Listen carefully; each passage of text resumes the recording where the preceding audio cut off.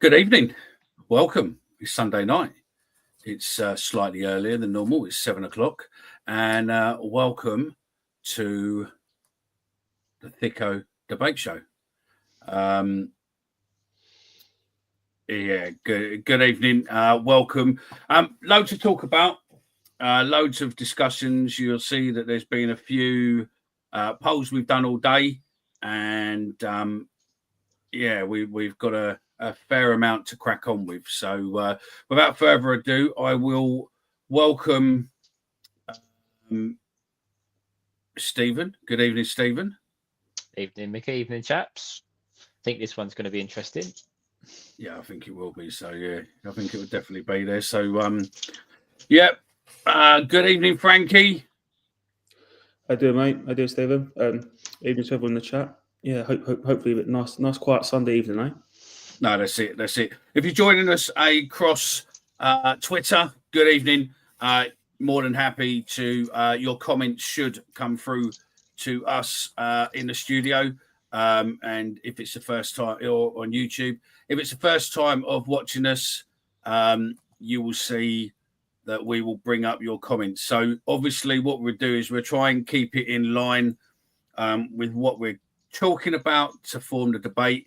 And then we'll get you all your points of views, etc. So yeah, look, we've got Coventry, Glenn. Good evening, Glenn, friend of the show. Thought the lads who came on the sub should have started. Langstaff looks very lost and needs a proper number 10 to create room. Well, funny you say that, but yeah. Right, without further ado, then we are going to hit the intro, and we will be straight back after this.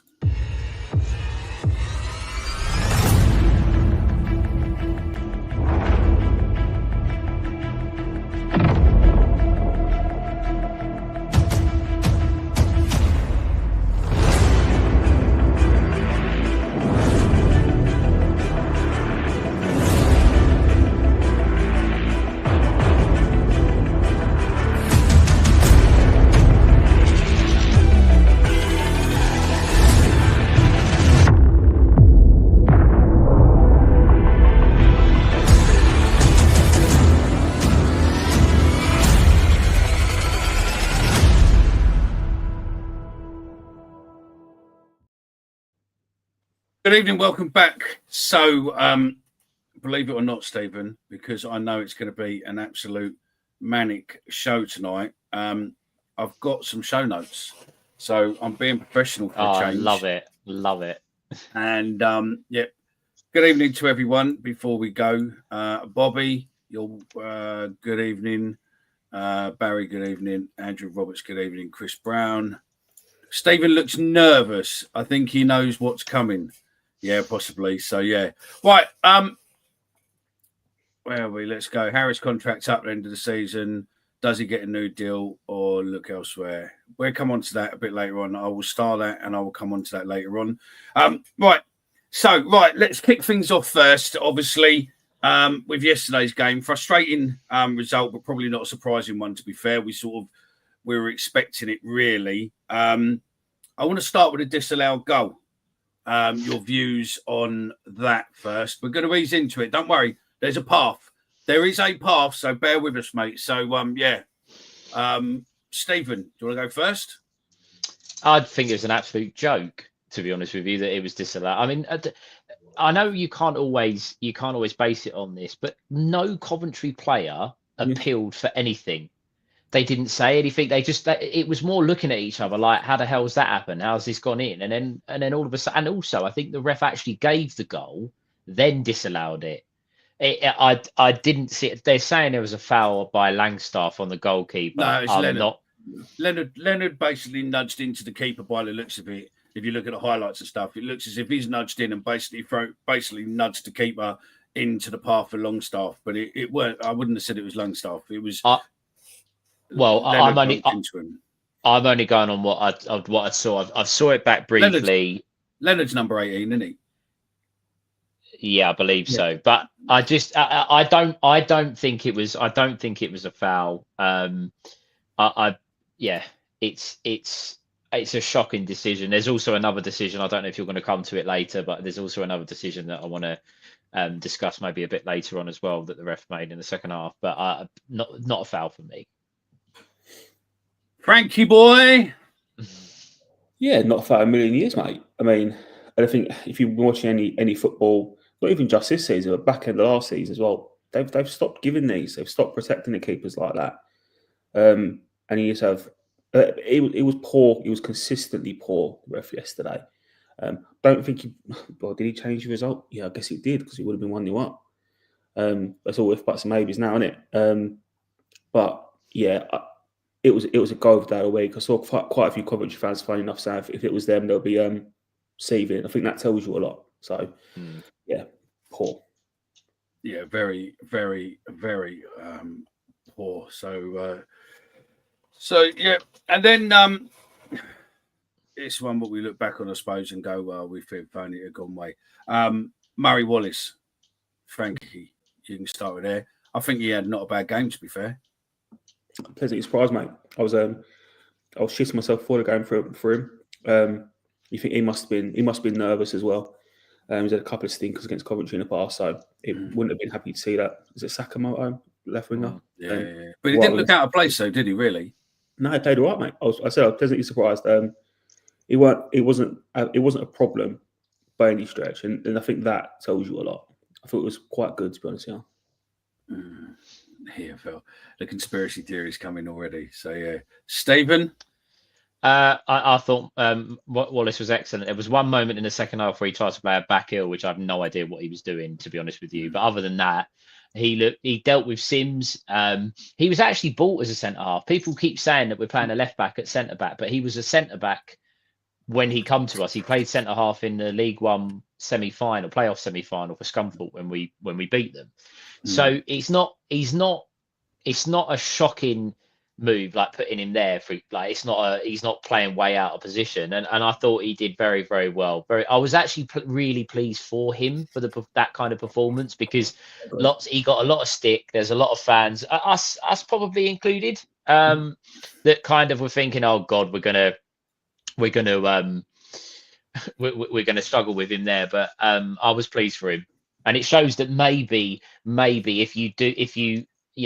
we still probably need another centre back, but on the odd game here and there, you could rely on Murray Wallace to play that left centre back role. Yeah, he's done all right. I think he's done all right. So yeah, if you are watching on YouTube, do make sure you like and subscribe. And if you're watching on Twitter, then just like and share where you're watching it. See, share it with a pal. And if you're watching on Facebook, then share again and like it. So yeah, much appreciated. We got loads of you in, so right then. But the story of the game is the second half. Where did it all go wrong? And after the break, we didn't do enough when we saw it sliding, personally. And I think that's probably the turning point, is that we didn't act fast enough. I'll go with you first, Stephen. What would you have liked to have seen differently done during the second half?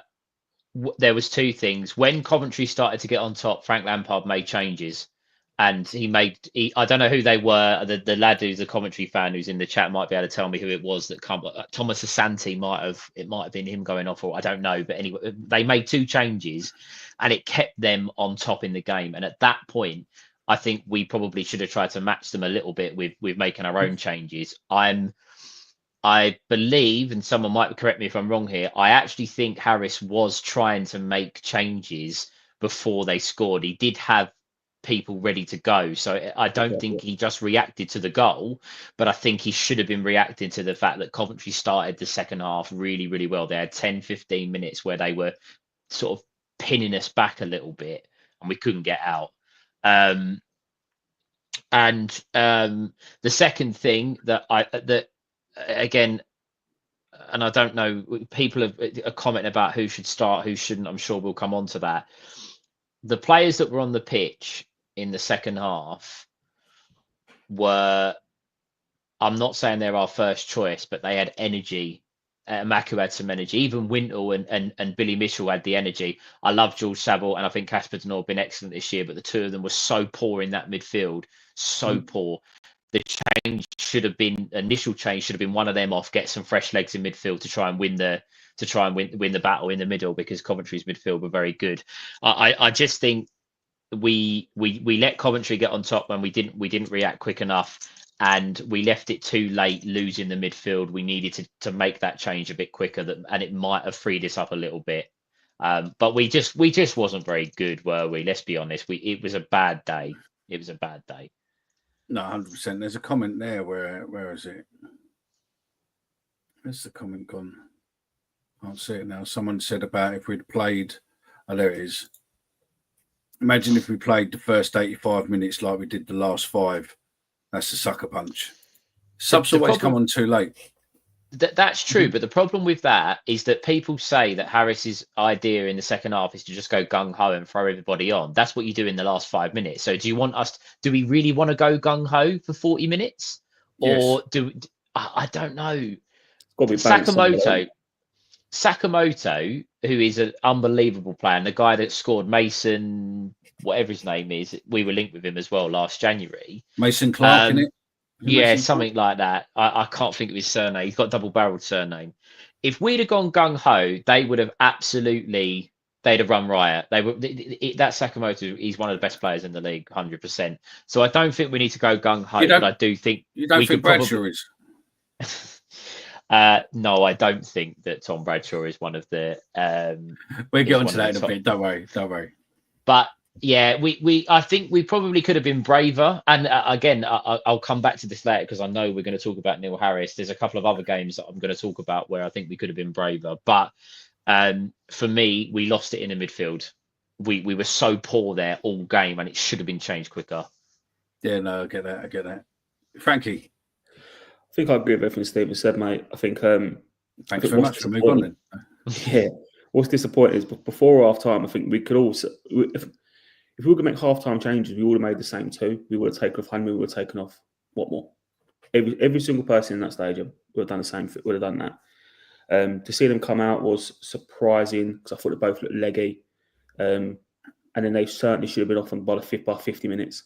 So for them to still be knocking around on 60 when they scored is pretty inexcusable, I think. And on Sakamoto, I mean, yeah, he's quality, and I think he's Van Elwich, the Coventry fan will correct me on that one. I've probably butchered that pronunciation. Another quality player, and what more didn't help Brian at all. I actually felt sorry for Brian yesterday. Just get a Maku on and get someone around the opposite direction and ask them a question. Just do something to try and sort of stimulate a little bit of change. That was disappointing. I think everyone could see Saville was running on empty, and he's been good this season. Saville, he's played a lot of football. That's completely understandable. Give him a rest. Just pull him off. The lack of changes was criminal. And to be completely honest with you, I thought by the time it was full time, I thought we were lucky to only be 1-0 down. I agree with you. You couldn't really complain. Thank God for a comma there, right? Sav was blowing, honey. If there was no comment there, that would be a completely different show and a completely different expectation there. So yeah, Bobby, is Neil Harris watching this? Got no idea, mate. We do it for you. Highly doubt it. I wouldn't. I would say highly doubt, but I know that there are quite a few fans, quite a few players that do watch us. And good evening, Max. Who will probably be watching us too. So, yeah, because they're probably dreading what we're going to do. So, hey-ho, here we go. Interesting point yesterday. No booing. No big criticism of Neil. From the stands, I suppose, which is rare. Maybe some kind of... Maybe we just knew what we were going to expect from Coventry. We were speaking in the week that we'd probably lose, didn't we? So, I mean, we'll get on to the comments and stuff, what we've done, but it just seems a bit weird, a strange reaction when the fans seem to have settled that we weren't really going to win. Dare I say it? Were people in the stadium? Were you annoyed yesterday? Dare I say it that we were a bit flat, which is what Harris actually said in his press match conference. Have you read my notes? You read my notes. Is it the last comment after there? It does say it felt flat more than furious. It almost felt like to me, and I know it's look, we know what the elephant in the room is, and we're gonna come on to it, but it almost felt like yesterday there was just a hint of, well, we kind of expected to lose this game, and huff and puff. That I don't think you can blame it on a lack of effort personally, but they just wasn't very good. And I think it was cold, it was belting down, the blowy conditions. It was just a miserable day. And I just think everyone was just a bit like, can we just get to full time and get this like a little bit, get this one out of the way? Because it was always Coventry come to us. I think the guy commented, Coventry come to us at the right time for them, not the right time for us. Because I think had we have had our first choice out, we probably could have been able to give them a little bit more, have a little bit more of a go. But yeah, it was just a bit of a miserable day, to be honest, wasn't it? Let's be honest. Harris didn't sit down most of the game. He was in his technical area most of it, wasn't he? No, he was in the dugout. No, he was in the dugout. All game. It's so unhappy. Someone mentioned that behind me, and I was like, nah, that's not right. That's not right. But I kept looking over every so often, and he's animated on the touchline. He's in the fourth official's ear. He's proper like trying to G up the players. Didn't see it once. One maybe to Langstaff in the first half, and that was about it.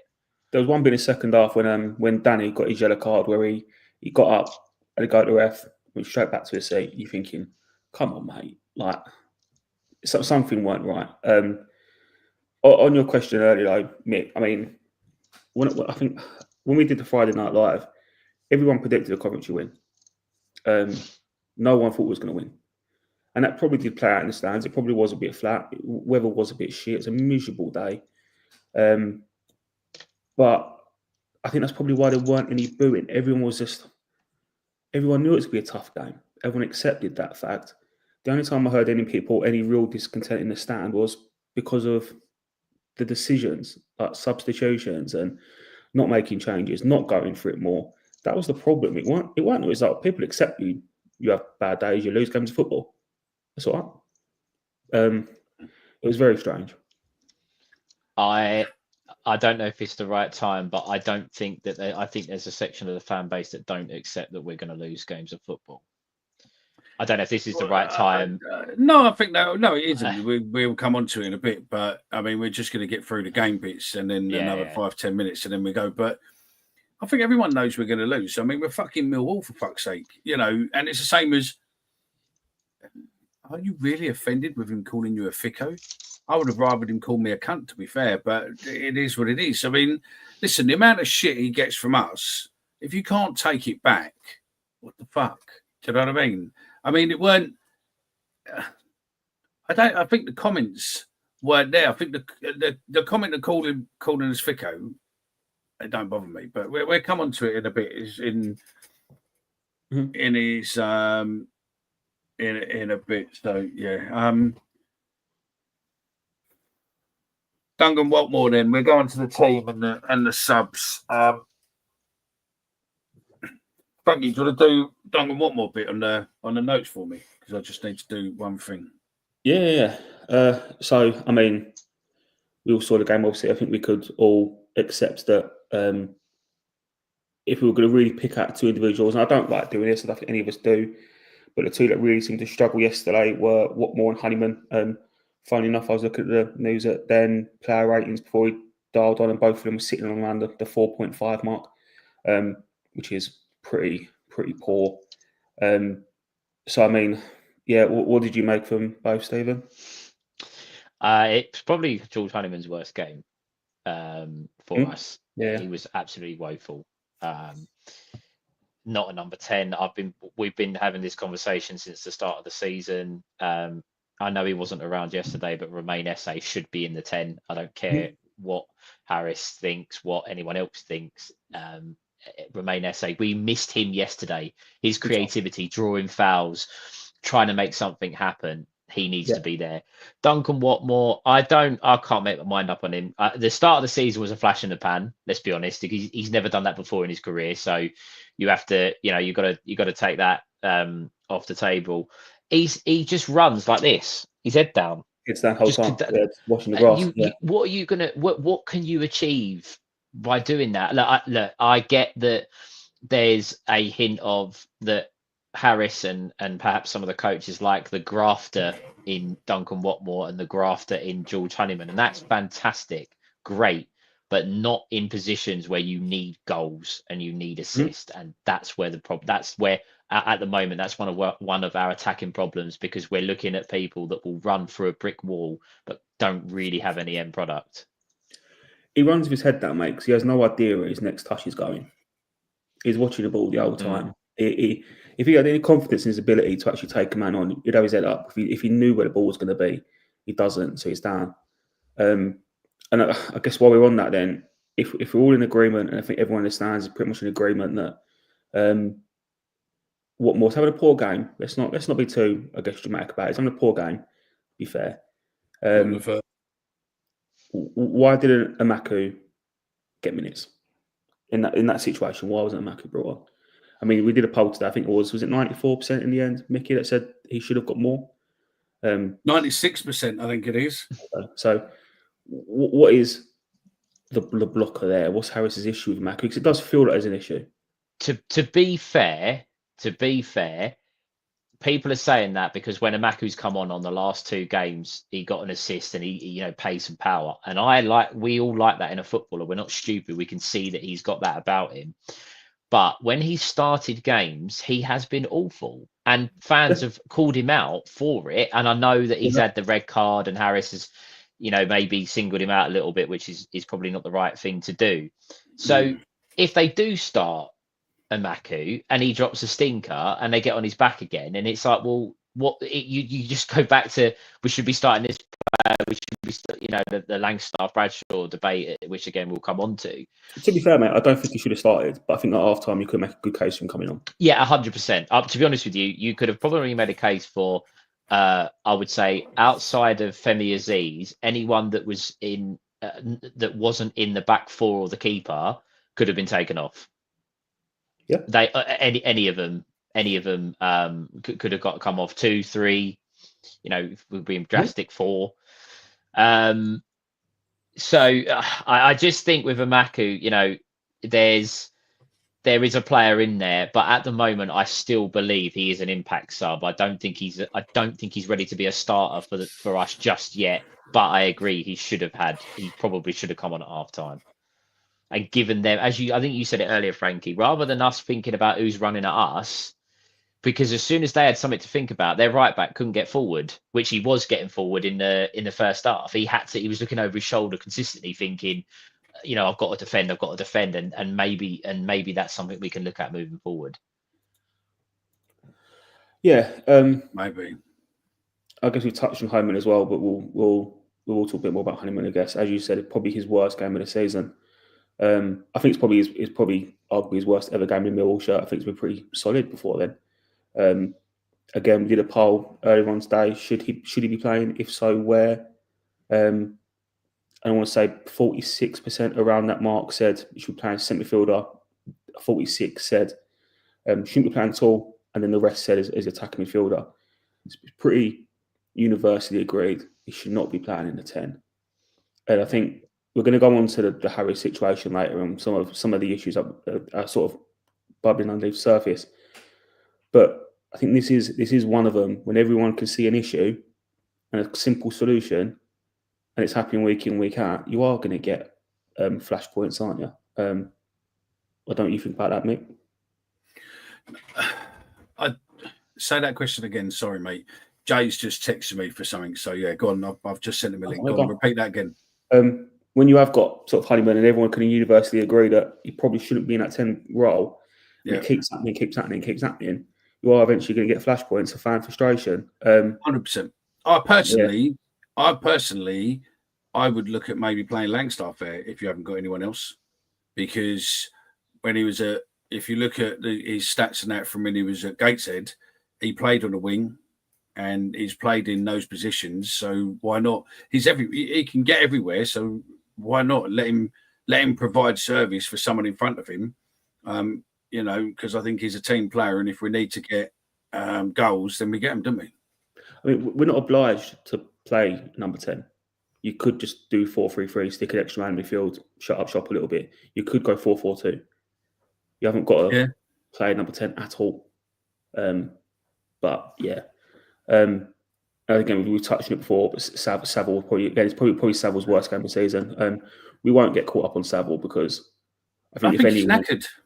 Yeah, I think if anyone deserves a little bit of room, he probably has earned it. Don't you think, Stephen? I think you said before he struggled. Yeah, look, we lost the midfield too many times. Ball watching, slow to react. All the cliches in football when teams don't play very well, but that was us. That was us in the middle. Casper and Sav have been really good this year, but it's.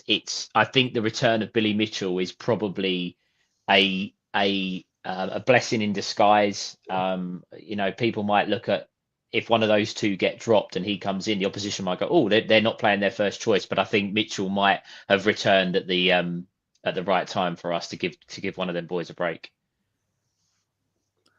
Hopefully, mate. Fingers crossed. But yeah, I mean, I don't know. So I mean, yeah. I think the trouble is that we've seen what happens with these players, and players what we don't think about are capable with playing. They still get time over other ones. So yeah, I take it Jay's just sitting around wanting to come in. Good evening, gentlemen. Mate. Hello, I forgot you ain't done on the thingy. So yeah. So right. I think we've done the game to death. Jay, you've made yourself public all over fucking social media, so I don't really need to ask you anything about your thoughts on the game. Plus, you did a post-match. If you've not already seen it, then do watch it. It's on our YouTube channel, and it's there for you to watch. About 5-6 minutes, nothing major, but it will give you his views before he obviously heard the reactions from the other way round. Let's move on then to fucking hell. What's that? Is that your dad texting? So let's. This is where it's going to start to get interesting now, and I want to come to some of the comments in a sec as well.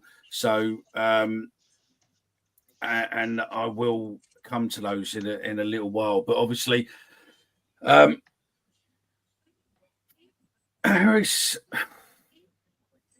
there was two lots of comments on there. There was one what he did with Millwall TV, what was pretty much similar but calmed down, and then obviously there was one what he did with the press conference where Richard Cowley basically published it out really, really quick. So Harris says. I mean, obviously, we've got to see what he said. We know what he said. Obviously, he's called us Thickos, hence the name of the show tonight. It's a Thicko debate. But let's start with where it gets in. Harris said he was on the sideline, very subdued. He wasn't his normal self. You've already made comments on there. Is Harris broken? Did last week rock him? And is he the sort of person who doesn't like the support of the fans? I mean, we've done a poll earlier saying we've obviously with his comments and whatnot, is Harry's future at the club? Okay, do you see a future with him? And that poll was pretty much 50-50. So listen, you're a fanboy. Off you go, Stephen first. You are out of us. You make no secret that you are a Harris fan. 100%. Not that we're not. I don't want this into a witch hunt because at the end of the day, I don't want Harris to be forced out. I don't want Harris to be broken. I mean, he's got a legacy to sit here and he's done a lot for our club and everything else. But personally, looking at Harris yesterday, looking how Harris has been in the press recently, and the comments he made, to me, something's not right. Something's not right with him.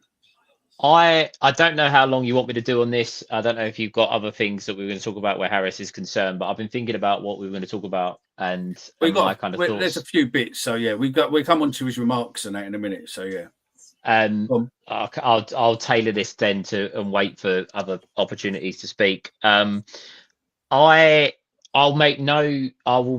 no point in denying the fact I am one of the Harris in massively.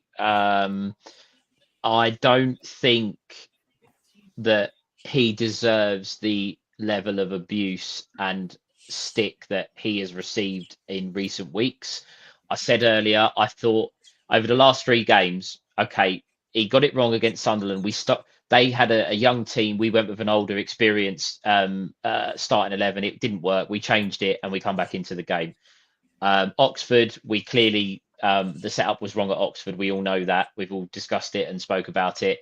And yesterday, again, probably too reactive and didn't really do enough to try and get us back into the game. Fine, I can understand. I'm not stupid. You know, he's not perfect. He's not the best manager in the world. But unless you are Leeds, Sheffield United in the Championship, Liverpool in the Premier League, probably Birmingham in League One, you don't go on the unbeaten run and beat teams at the top of divisions very often in the Football League. The Championship's one of the hardest leagues in the world. Okay, we haven't won every game, but to be booed off after being unbeaten in 9, for me, I think that was pretty poor. I was there. I didn't like it. I'm not going to tell but it wasn't stop. him.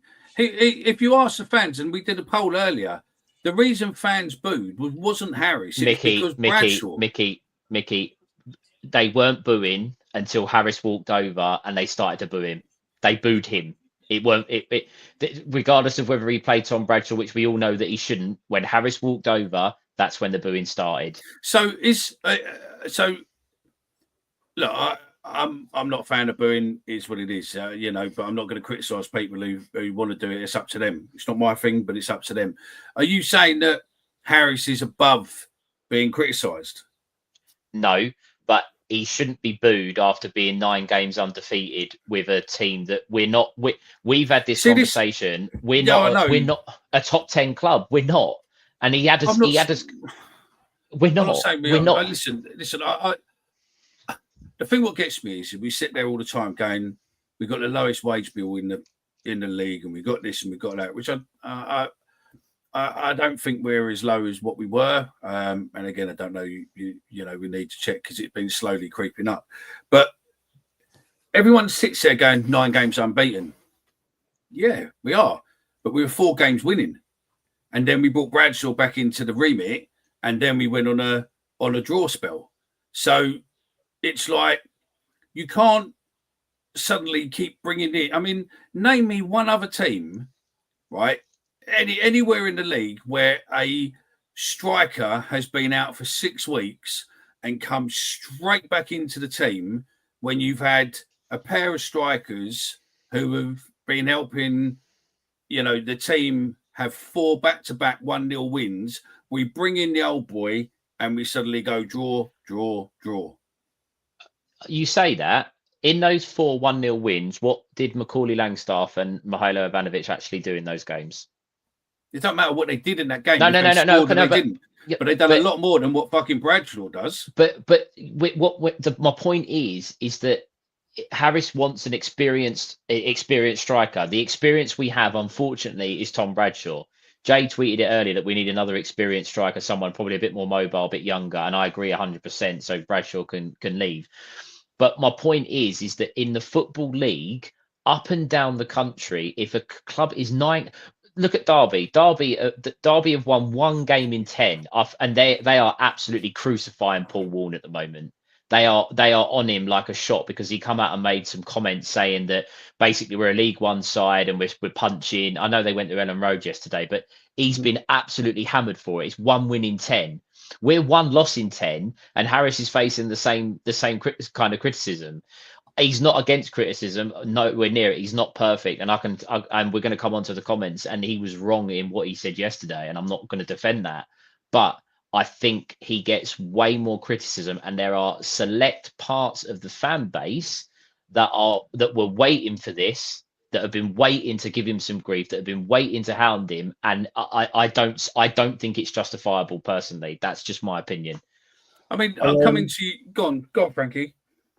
I think I don't speak for everyone. I think by and large, 99% of people would agree that the booing was probably in isolation over the top and unjustified, unwarranted, whatever word you want to use. But where it does become difficult is it's frustration. And fans haven't got the opportunity when Harris is walking over to just go, "Oh, sorry, mate. Can I just have 2 words with you?" I think largely you're doing a very good job. But I didn't like the Tom Bradshaw substitution at half time. They haven't got the opportunity to give them that direct feedback. So all they can do is what they did. It might not feel right. It might feel dramatic, but what else should they have done? If people, at the end of the day, people spend their money. People got a right to have an opinion. I think it's interesting that we didn't boo against Stoke, didn't boo against Sunderland, didn't boo against QPR, didn't boo against West Brom. We did it against Oxford when there was an obvious error that led to us dropping 2 points that game. They might have booed him because he was ultimately the guy that made the decision. And again, I'm not saying I agree with it, but surely he knows, with all his wealth of experience, particularly with Millwall fans and dealing with us, surely he would have known what was going on and why.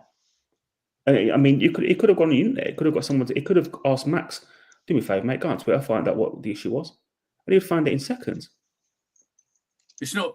That's the. I mean, I just think that from the start of the season till now, there's been a lot of weird outbursts from Harris, and I think that fans as a whole just got to a level. It was nowhere near what Rowett got at Norwich, where he was called a cunt. There weren't that. It was just literally, there was a boo because people were frustrated. That was a game, really, who are the shittiest team in the league, and we should have walked that. Realistically, with the players we've got, we should have walked it. But we didn't because he didn't pick. The problem is he didn't pick the team what was best for Millwall. He picked the team of what he wanted to pick. And you I mean, I understand where you're coming from, Stephen, but realistically, that team, do you think the team he picked for Oxford were the best team for Millwall or the best team to suit the aging players, what Neil wants in experience? I think in the first half, I actually thought we played all right. I don't think we weren't great, but we had more of the ball. We were trying to make Aziz was very, very good. We got the goal. We were absolutely fine. What done us in was Coburn getting injured. No, Coburn getting injured. Because if Coburn didn't get injured, he would have come out and we would have been probably the same for 15, 20 minutes. Coburn got injured and then it all went wrong because Harris went with experience when he should have perhaps gone with to keep us on the front foot. That's where it was. What's Coburn? 6'2", 6'3"? He should have swapped Coburn for Ivanovic and gone like for like, and you might have had the experience, but you would have kept the 100%. Battle going up top. I actually would have gone Coburn for Langstaff, someone that could run in behind and get us up the pitch. That's the change I would have made. I wouldn't have gone Ivanovic on the basis that I think Langstaff is probably more of a willing runner in behind, doing that kind of grafting dirty. And Ivanovic maybe, I don't know, but Langstaff certainly would have been. That's the change I would have made. And it was wrong. We all know it was wrong bringing on Tom Bradshaw. He shouldn't still be playing at the club. Great bloke, I'm sure. Has worked his nuts off for us for 5 years. Great, and he had that season where him and Fleming were unbelievably good together as a front duo. Take nothing away from that. Great. Sorry, Stephen. Can I just say one thing? Simon, that comment you put there that he said that we are not fixed, so I'm okay. What was it? Less than a couple of months ago that he said that SA would be shit and be playing at Bromley. So I think I'd need to double check if he's given us anything. So but go on, sorry, mate. Yeah, look, Bradshaw, we all know that. And as I said earlier, I think the last 3 games that we've played, Harris has got it wrong with his setup or his substitutions, either or. And we all know that. We can all see it. he doesn't like criticism. I'm not sure anybody does, but he takes it very poorly. And in his job, you've got to accept that you are going to get some form of criticism. Unfortunately, that's the life of being involved in professional sport. It doesn't matter what sport it is, that's going to happen. But I'm conscious that Jay's been sat patiently and waiting to have his turn, and I'm sure I've got other things to say about the comments from yesterday. But Jay, you've been waiting very, very patiently to enter the proceedings, so I will zip and let you crack on, mate. No, I appreciate. I was just listening to your views, mate. But look, you touched on Wham and Oxford. I'll go further back. Look, you look at Stoke, for instance. We just come off the back of a really good winning run, and then Bradshaw's fit again, and as Frankie said, comes straight back into the side. And Harris ultimately changes a winning side and completely changes it straight away. No embedment for Bradshaw. No, let's just a little bit of wheeze Coburn back in. It was straight in from the off, and we come away from a draw. weren't a bad result away at Stoke. We take that. We then come to Sunderland, and a team with major injuries, haven't won for, I think it was 3 or 4 weeks, struggling themselves. Well, they are top of the league, but struggling themselves, and we're a team that was, ready to go and should have won that game, and the performance was appalling. He then makes late changes, very late changes, and it weren't a tactical approach. It was a gung-ho approach, and we somehow get a 93rd minute equaliser. Okay, that's fine. Not a problem.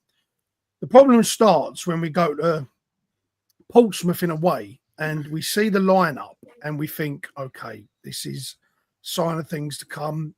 No one was happy with the lineup. Ultimately, the game doesn't go ahead, and okay, we move on to Oxford. Bearing in mind, we all said 7 points would be a fantastic result for that week. Not a problem. How that comes, I don't know. I actually said that I think Oxford was going to be the toughest of all 3 games. I thought that was going to be a real problem. I thought Mark Harris is a really good championship level striker. I think they're big, physical. I love their 2 centre halves in Moore and the other fella. I think they're real physical side, and I think they've got a big future in the championship. I think they'll be very good, especially at home. The problem wasn't the first half. We played pretty good. Wasn't great, but, we was creating chances. We lacked that clinical edge, but we've lacked that all season. We've scored more than 1 goal once this season, I think. Since September, I believe.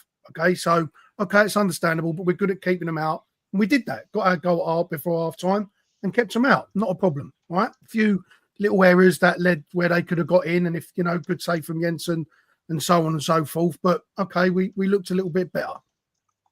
The problem was then at half time, right? So Coburn goes off. He brings Bradshaw on, which even still wasn't a problem. You understand it. You don't like it, but you understand it.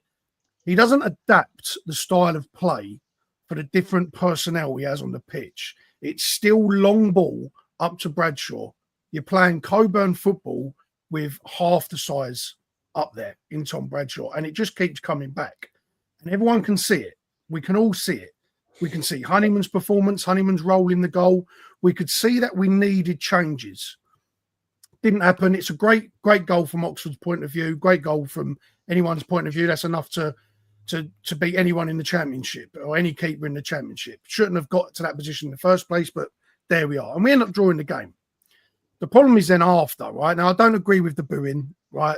People pay their hard-earned money to go and watch Millwall up and down the country. They give up their time, they give up their money, they give up a lot to go and support Millwall. I do, Stephen, you do a bit more so than me. I can't always get to the away games, but we all do in some way or another, season tickets and so on. That's the only way, like Frankie said, fans are ever going to be able to vent their frustrations. I get that. It's probably not ideal to boo the man. We're 9 unbeaten, and the geezer has definitely earned enough credit to not warrant that. It probably did take him back. But then his comments after that game doubled down on the issues that the fans were speaking of. He described George Honeyman as excellent, which I dumbfounded as to how we come to that evaluation.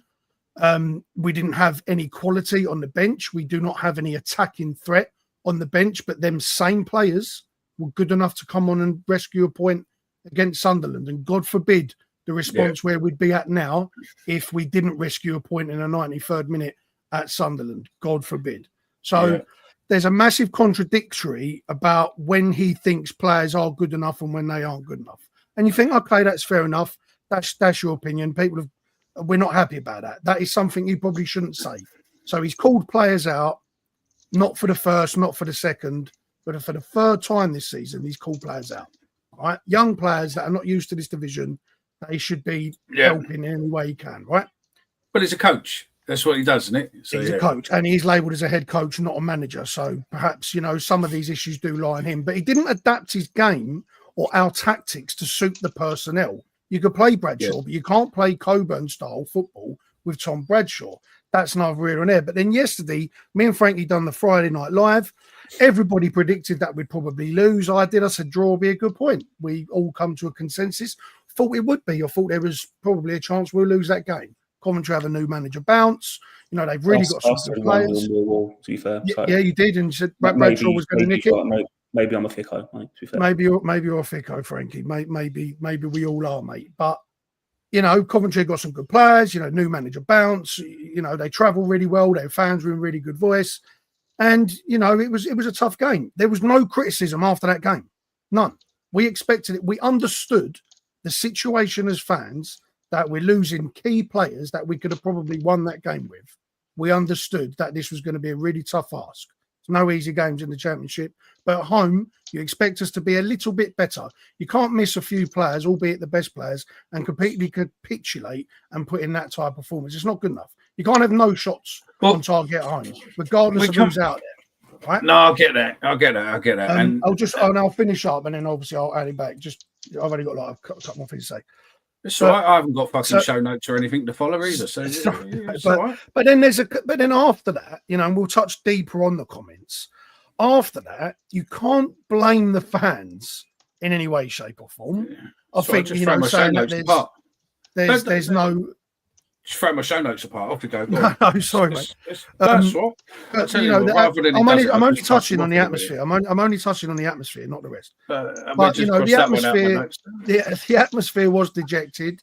It wasn't great. We didn't give the fans enough to get behind the players for. We did try. It was cold, wet, windy, horrible, as you said, Stephen. And Coventry were up for it. It was an away day. Like I said, Mickey's got his notes, and we'll go further onto the comments. But just carry on. You're going through a paragraph. So I've not seen them, so I can't be blamed. So my starting with the crowd flat. Now, to be fair, the atmosphere wasn't electric, but it's out on the fans or the performance of the team. All right, and I'm going to finish up with what I was saying, and you can go through your notes. Right, you can go through your notes after. Right, hold on. I don't need to, do I? But Harris clearly probably was upset with the reception from last week. However, he has earned enough in the bank, in my opinion. It's not a complete Harris out brigade. But we'll touch on what I think about the comments when you get to your notes. But it is now a problem, and it's not because of what we've done on the pitch with the run that we've had, the position we're in, because he's done a remarkable job since coming back to this football club. Remarkable. To be commended for it. That was his brief. Yeah, it was, and he's carried that out. It was carried that out. The brief to the forces that went in and killed Bin Laden was to kill Bin Laden. It didn't matter how he did it. They went and got the job done. It's as simple as they got the job done. Brilliant. That's not in his fucking show notes. I know that for a fact. But he has done that, and he's done that. He's gone beyond that. He's gone beyond that. Us now. That's it. We've now he's gone beyond that. Everyone's he kept us up. Thank you. He kept us up, and he's gone beyond that. There was one point where only Leeds had got more points. He's gone beyond that. But now he's turned it on its head against himself, and there was no need to do it. So that's my stance. Mickey, you can get your notepad out now and scroll past 10 pages. Go to page 12. 10 pages? I think we're on these. So the atmosphere, there's no point talking about, is there? Because, I don't think it was flat. So then I think it was. Sorry, mate. I think it was flat, but I think it was flat for a reason. I think he's got to ask himself the question of: you're sitting there in a freezing cold, watching no fucker have a shot on target. It was boring. I just looked back. We had 2 yellow cards yesterday. One was Leonard kicking the ball away. One was Danny McNamara losing the ball in ship position and putting someone back. No one even smashed anyone. Put a tackle in, get people off their seat, do something. There was nothing yesterday. I'll happily pay the £5 for this. It absolutely reeked of Gary Rabbit football. Yeah, I think you're right. Absolutely agree. Dean, is that your dad? I think that's your dad, isn't it, Stephen? That is, yeah. He shares a very similar opinion to me, and He's I right, think, though. He's right, yeah. yeah. I mean, think- if we'd have kept Edwards, yes. But if we'd have brought in a replacement instead of Harris, no one knows. So, but and Jay will probably back me up on this. There is no one that you'd want in the dugout more for 13 cup finals last season than Neil Harris. Never, last season. I'm not saying now, but last season he was the right person for the call of help. However you want to position it, he was the right person to bring. Regardless of that, though, Stephen, he also, based on that, he deserved to be here. He deserved to be here for this year after what he did. Yeah. The financial impact of his impact at this football club for keeping us up last year warranted him staying on. It just did. No one can deny that. No. EC1 partners. I think you're new to us, so make sure you do like and subscribe. If you go back any of our shows, I agree with what you're saying. I think that, and again, what Stephen just said there, and we'll come on to his comments in a sec. But I've said forever, I'm not Harris out, but I've said forever that when Harris came back last year, I wasn't the biggest fan of him coming back. But same as what they've just said there, if you're going to war, he was the man you wanted in those trenches, right? We said it, yeah. But I agree with what EC1 Partners says, is that I don't see us progressing as a football team with Neil Harris at the realm. And let's be honest, Stephen, even you've got to be honest. This season, and part of last, but I can understand part of last because of it was a fight to the death scenario, and he had to. But he doesn't put the youngsters on. We've got, he had a falling out with Marku at Portsmouth in the Cup. The poor fucker's not really played a game since. He's played a couple recent because he's done okay, but he don't really do anything. SA weren't getting tight game time last season and beginning part of this season, but then obviously I think Gallen and the board sort of insisted that because obviously I think he's worth, potentially worth a bit. He's now playing every game, but it's like I just don't think he would be one to be able to go with this new method for the board of development, enhancement, playing youth with experience. We're not saying play all the youth. I'm saying have a mixture, but playing youth with Bradshaw, that don't really work either. So, yeah. So the thing with SA, I don't believe for a second that Neil Harris has been pressured into playing Remain SA. Well, I don't believe that for a second. Last season, Harris, I tell you why. Harris wanted players that were going to put in a shift defensively because he was scrapping for points. Remain SA last season, if you watch him when he come on, didn't want to track back, didn't want to make a tackle, looked a bit lightweight when the going got tough. He wasn't interested. And Harris didn't want him playing because he wasn't able to do the defensive side of the job. It was the same with Casper Denore as well. Yeah, still one young player of the year though. Hold on. Remain SA, to his credit, and because I think he's going to go. I really do think he's going to go right to the top. His head's screwed on. He's trying to do things the right way. He's quite humble. He went away and gone, do you know what? I will show you that I can do the defensive side of the job as well as going forward. And if you watch Remain SA, he does track back. He does make tackles. He helps out Leonard when he's on the right hand side, and that's why he's also getting back in now because he's added that to his game. Yes, we all know he's our best player. Technically, he's going to be worth loads of money. But Harris needed soldiers to go to war, if we're using that terminology. He didn't have it in SA last year. He didn't have that. He didn't want him. He wouldn't have played. If it was down to Harris this season, there is no fucking chance in a million years that SA would be playing every game. No chance. But he's also being picked because he's gone away and listened to what Harris has told him that he needed to do to be successful in a Millwall shirt. He has. SA has. He has gone and anyone can see it, mate, that his defensive side of the game, which is what Harris wants from his players, rightly or wrongly, he has improved massively. Are you telling me that the board's gone, right, Neil, you just play him how you want, or the board gone, listen, we've got 15 odd Premier League scouts following in most games. There's Liverpool, Man City, Man United, and Chelsea and whatnot following him at England camp. Liverpool's followed him for the last 3 years at England camp, and the club's thinking, if we don't get him in a shop window, we're going to lose him for fuck all. Get him playing and get him playing now. I'm not sure about. Sorry, mate, I'm not sure about SA. I think SA might have forced his way in. We'll give. 100%. I'll be willing to concede that bit. Where I would argue is, I think if you look at Dan Kelly, there is something very suspect about. He was on the bench, but not used for 1, 2, 3, 4, 6 consecutive games. One of them we were 3-0 up. Another one we were 3-1 up. 2 of them we were losing, so we couldn't decide to change it. Didn't get a look in any of them. Suddenly, he comes on against Derby at 1-0, gets 6 minutes.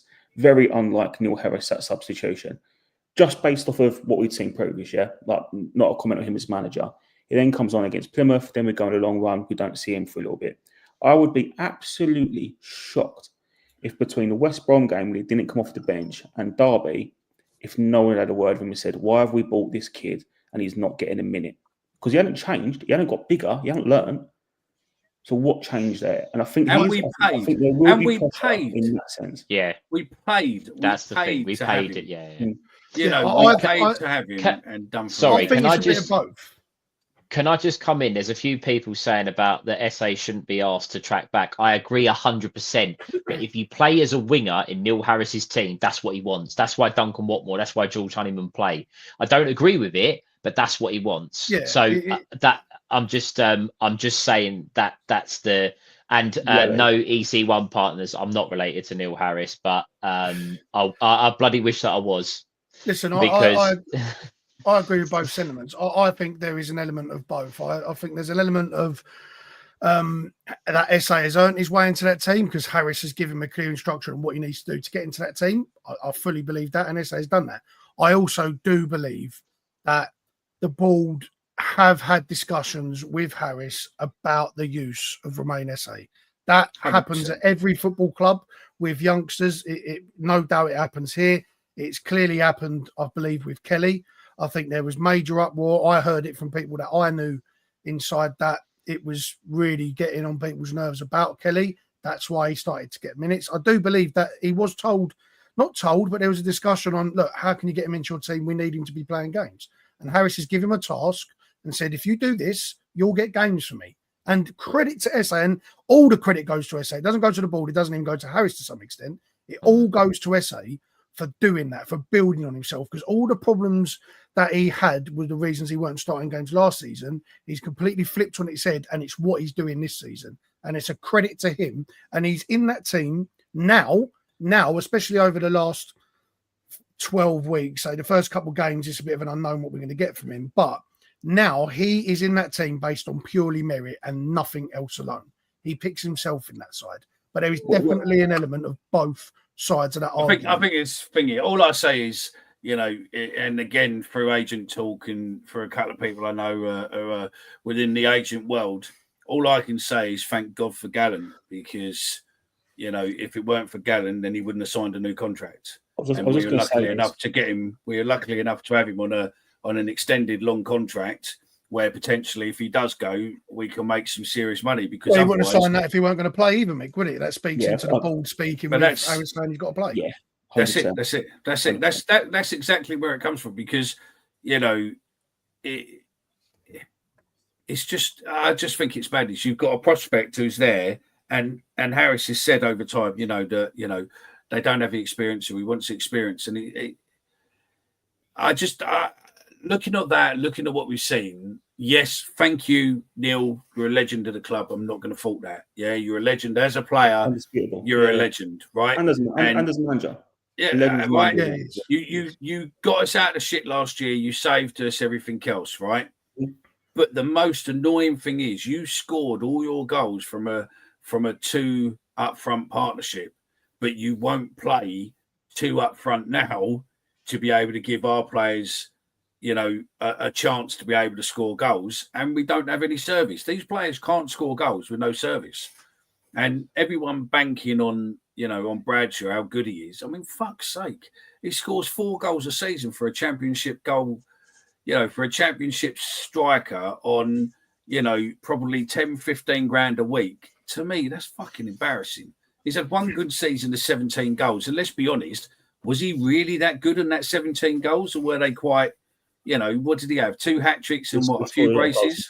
Yeah. I'm going to argue that, and I don't like Bradshaw, but I'm going to argue he was very good. He scored some big goals. I mean, you look at Blackpool away, he was unreal at Blackpool away. I was there that night. The hat tricks he got, him and Zian Fleming were, on the same page. Bradshaw was very good, and that guy. I mean, everyone will say what they want about Bradshaw. I'm one of his biggest haters, but that guy was strapped up to the high hill that season, and he ran through brick walls for this side. He ran through brick walls for this side, and he still will. He still will. It's just not what we need anymore. This is the problem with Bradshaw. He's lost that step of pace. He's got older. He's had a few injuries and some this season. He just isn't that guy anymore. It's not to say fuck him off because we've got someone else. He just ain't that guy. He isn't. Look, it's a shame. He deserves. He's had a good, he's had a good few years playing football. Is he a prolific championship striker? No. But he's a proven championship player. Let's be honest. I'd give him that. His experience. He was. Yeah, he was. I mean, he's had one season of 17 goals. The rest of him are 4 or 5. But yeah, I want him to score goals. But I think realistically, him going to maybe a team like Wrexham could be the best bet for him because he'll probably be able to score a lot of goals there and get himself back on it. So yeah, but let's go into these comments. I'd be content with playing Bradshaw this season if Zian Fleming was still behind him. Yeah. Before you get into the comments, Mick, one of the biggest things that frustrates me, and I think Stephen will agree with me in this one. You look at Langstaff and Ivanovic, and I think we can all agree that they have struggled when they come on. They struggle to impact games. Very similar to Aziz, who when he first came in was absolutely shite. Suddenly, you give the bloke a couple of, and we was all critical of Aziz. Let's be honest. Suddenly, you give him. I think overcritical at certain times. Yeah, I think worst player we've ever seen at some point to all of us, Yeah, didn't like a footballer. But you give him a run of games, you let him settle on the side. Suddenly, he now looks very dynamic and actually like a good use of money. Well, you're never going to get, and you got to give Harris credit for how he's managed his situation, because he's proven he's a player that we weren't seeing. Well, why are we not trying something similar with Langstaff and Milo then? If we notice what it takes to get players used to this level, why are we sticking by Bradshaw? It's never going to improve because he's 32, whatever he is. It does make me think, because at the fans forum, Neil basically said about Langstaff that he was the most natural goal scorer he's seen in the game in a long time, and reckons that he'd definitely be one to potentially break his record. Yet he ain't paid. He's got 2 more assists than Bradshaw, and he's got a goal like Bradshaw. Yet he could get a game when we won 1-0 every game, but since Bradshaw's back fit, he can't get anywhere. We was winning 1-1 every game with him playing in the side. He might not have been getting the goals, but he started to do the work that Bradshaw was appreciated for.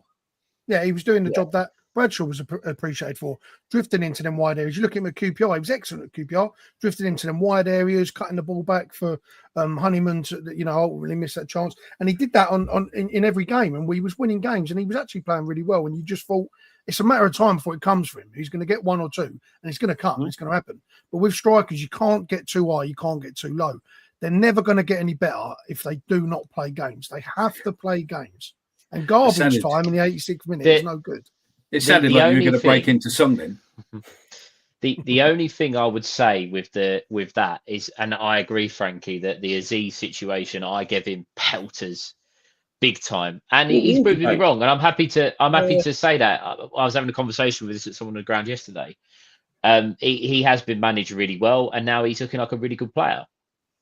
The only difference with the number 9 position is that the expectation is that they are scoring goals. And that's a lot of pressure to be putting on a lad who has played in the Serbian league. He may well be a really good player and go and score a bucket load of goals. And I really hope that he is.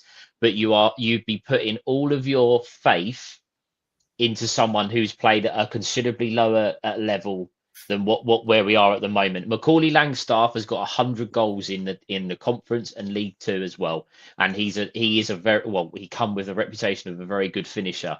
Much like Jay, we had this conversation on a live, just the two of us, a few months ago about George Honeyman missing 3 chances.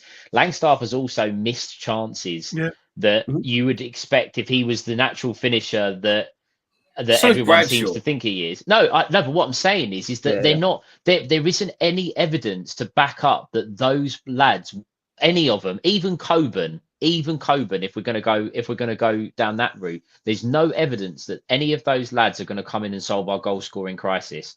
Yes, they should be given opportunities, but it's the hardest position in world football. How many clubs from Real Madrid to Accrington Stanley are always on the search for a striker because they're trying to find goals? It's not an easy position. They're not. Listen, right? Neil Harris is a striker. Yes. Was, yeah. Yeah. So if there's anyone to coach strikers, isn't he potentially the best? When Rout was here, we were moaning that we're too defensive. We've now got a striker in charge, and the strikers still can't score goals. So I'd argue that we're actually really defensive now as well. I'd argue. Yeah, I would too. Now. But yeah, let's go through some of these comments quickly. I just want to get through some of these. So yeah, there's a couple of questions in here. Harris contract up at the end of the season. Does he get a new deal, or do you look elsewhere? If so, who is the man you look to? Ideally, want someone who's going to develop the younger players quickly. Fully agree with that. I don't think he'll be at the end of the season. Well, I don't think he thinks he'll be at the end of the season. Yeah, that's what I was going to say. Yeah. But there's plenty out there. I don't like the argument of who's out there. There's no one out there. No, there's loads out there. Always someone out there. Always. I'll tell you who I'll tell you who I suggested a bit. So yeah, second half when it all goes wrong, Neil Harris does not seem to have anything. He just seems to throw the kitchen sink and hopes for the best. Accurate? I think pretty much.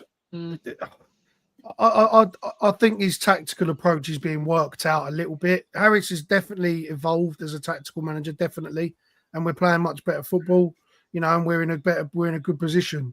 But when we go 1-0 down, his tactical approach becomes very evident. Then can I ask a question for you? Do you think that in a weird way, maybe was it 4-1-0 wins on the bounce? Where we were very defensive, very conservative, resolute, worked hard, won games. Do you think the football was arguably worse in them games than it was prior to that? And actually he's reverted back to type a little bit because he got success playing more defensive? Yes. It's what kept... I said this a few weeks back and I got pelters for it. That we are arguably a better team when we play a more defensive style of football. We just are, because we get results. In that winning run, but Harris reverted back to what kept us back. Now he's doing it against Coventry at home.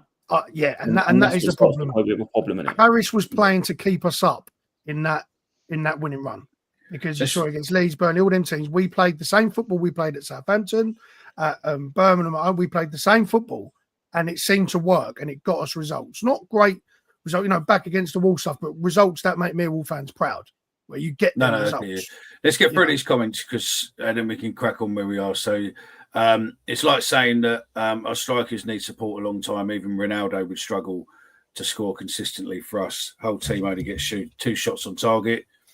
Marku should start on the side of Tango to ensure tracking and ultimately take him out of the game. Watford, what more was Woe on the side of Thingy? There is a question on here. What is done? And I'll find it. Dan Marsh put something in. So look, Harris can call fans and fans can call him what the fuck they want. He ain't playing the fans to come watch the games. Fans are paying his wages to coach the team the best he can. Reggie Boy says Harris is meant to be a professional. That's why it's not on calling the Thicko. Just stinks of arrogance and unable to take criticism. If Rowett or Edwards called us Thickos, there'd be uproar. They'd be gone that night if they did that. Yeah. They'd be gone. Can't be calling fans Thickos. We spend our hard-earned cash to watch that shit and sit freezing our nuts off, so we have every right to vent our frustration. Harris thinks he is a Millwall god. How dare the fans abuse me? Harris knew coming back what Berylson and the board wanted with the young players being recruited. If he didn't want Gallen buying the players, he shouldn't have taken the job. To be fair, we'll come to that in a minute because Dan's got a point what's on there.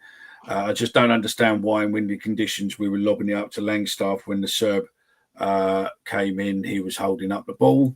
True. How much influence does Adam Barrett have on the setup for the games? Doesn't. I don't think him and Harris are great mates. If I'm honest, Well, I'd argue what Dave Livermore does as well. To be honest with you, yeah, I'd probably say there. Harris is getting more abuse than Joe Edwards ever did last season when he lost about 7 in a row. I bet Edwards was laughing his arse off yesterday. I'm going to dispute that. I don't think he is, man. I Yeah, think it probably feels more alarming the amount of abuse Harris is getting because of who he is. Yeah, But and Harris has only brought the abuse on because of how he's conducted himself.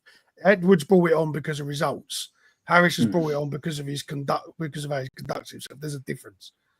And let's have it right, like we just said. Edwards and Rout would have been gone on the spot if they come out and said what Harris said in 3 separate things he said, which obviously will come on. They would be gone on the maybe not Rowett to an extent, but Edwards would have been gone on the spot. He wouldn't have made it out the ground without getting a P45. He just wouldn't.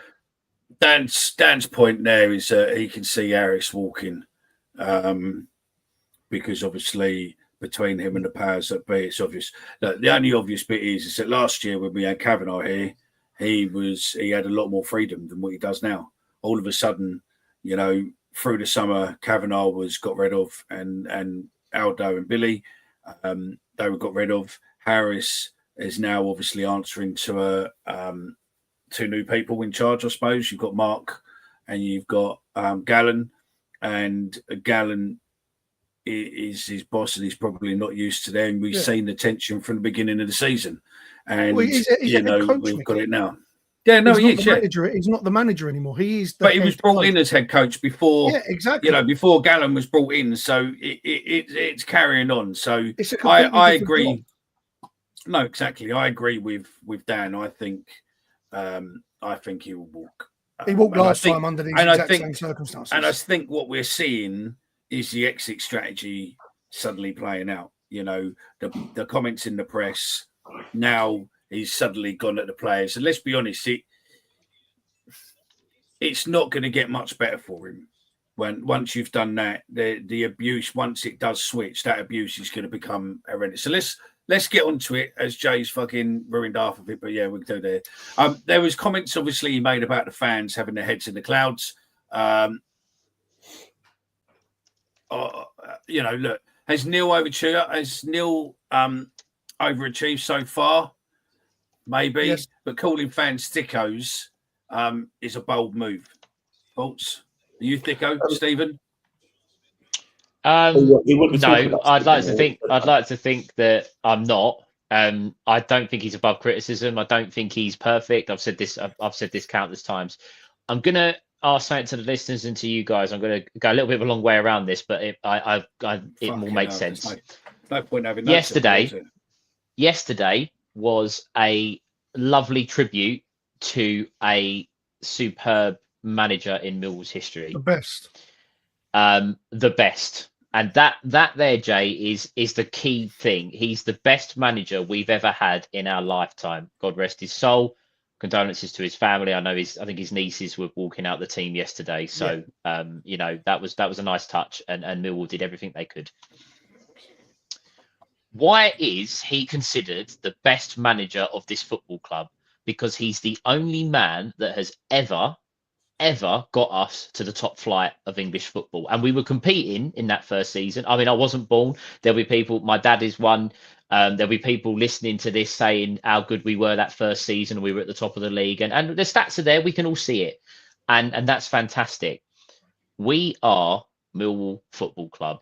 We have been in the Premier League or the Division 1 for 2 seasons in our entire history. We are not Real Madrid. We're not. I don't care what people say about comments about how good we can be. I don't believe there's an awful lot more we could be doing as a football club at the moment, because as soon as we get injuries and suspensions, we're knackered. Like yesterday, we clearly look knackered without Tanganga and SA. We we glorify a manager because he got us to the top division, and rightly so. And I'll take nothing away from him. But we've done it twice in 130, 140 years of existing.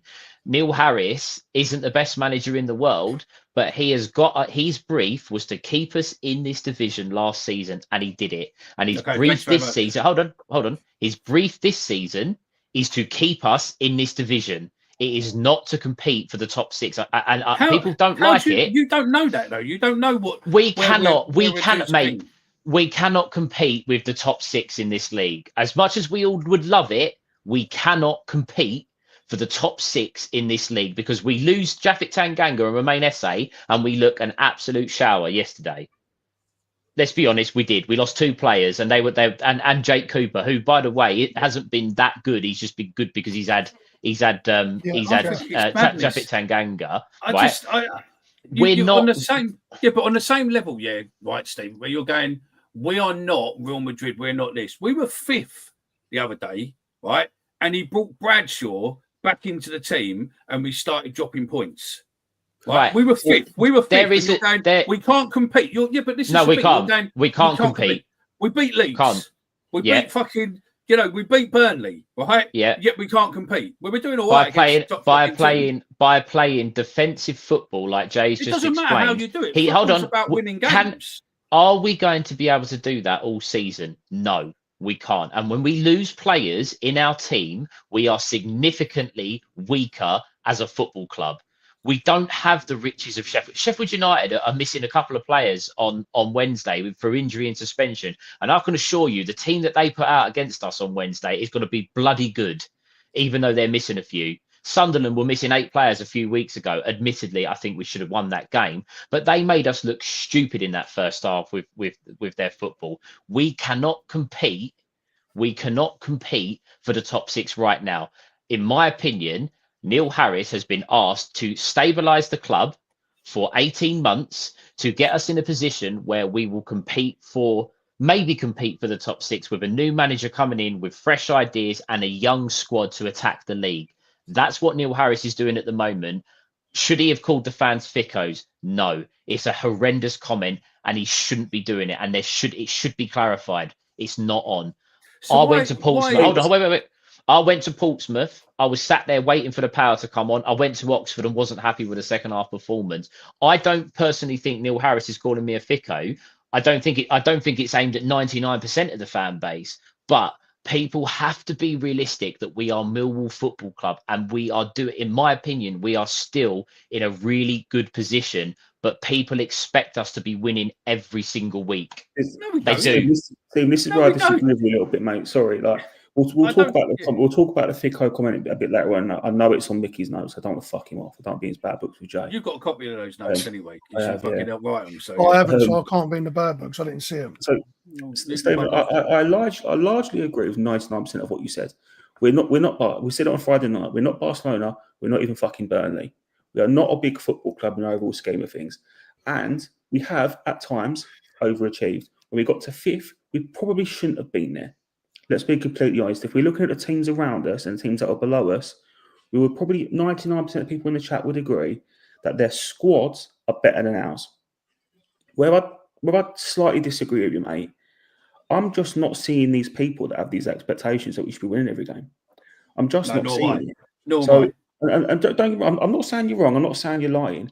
Maybe you're sitting with people that have got that attitude in the stands. Maybe you're seeing different stuff online. I'm not seeing people kicking off and booing because we drew at Oxford. I'm not seeing people kicking off because we've dropped points yesterday. I will see people moaning if they don't agree with stupid managerial decisions, and that's not entitlement. That's wanting things to be better, and that's having a standard. And this is where I do slightly disagree with Neil's comment about we have to accept that we're Millwall and we punch above our weight a little bit. Well, we can't sit there with this small club mentality, hoping that things get better every year and never pushing it and asking to achieve a better standard. And I'm not saying that's what you're saying, by the way, but I'm just not seeing these people, mate. That are the ones you described that don't accept we will lose games. I don't. I'll be honest with you. We're winning every game, but I don't expect us to not try.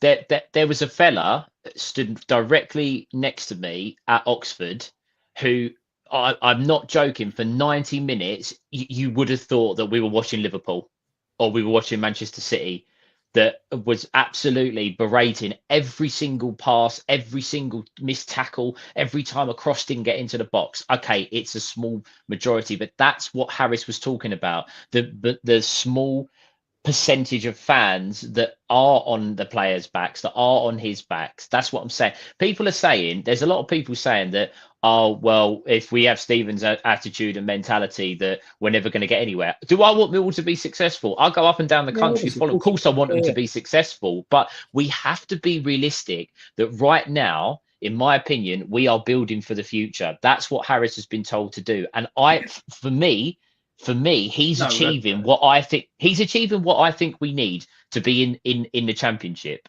That's what I think he has been asked to do, and that's what we're achieving. And that's where I have an issue with. Do you agree then, right? If he's doing what you think he should be doing, right, and the board has got a process, and they're saying, right, this is the process. We're gonna buy talent and we're gonna develop them and then sell them for profit, reinvest all of that. And we know from Gallen's interviews that Neil Harris has been involved in the transfers, and the people behind the scenes have been looking at transfers, and they've been going. Some of the transfers what we went after were being discussed before Gallen got here, but he finished them up. Why is Neil moaning so heavily about new players in? We spent £6 million in January in summer, what everybody was really pleased with, yet most of the players we signed aren't getting on the pitch. Look, I don't agree with the fact that certain players are not getting game time. And I think Harris should be giving more people game time. Like I said, I'm not going to sit here and say that he's perfect. I would never, ever do that. You've been consistent with that for weeks, mate, to be fair to you. You never have. But I feel like there's been a massive overreaction over the last couple of weeks to where we are as a football club. We found one. I think he's taking the piss, but Simon says, the aim is to win every game and get in the Premier League. He's not just been told we're okay.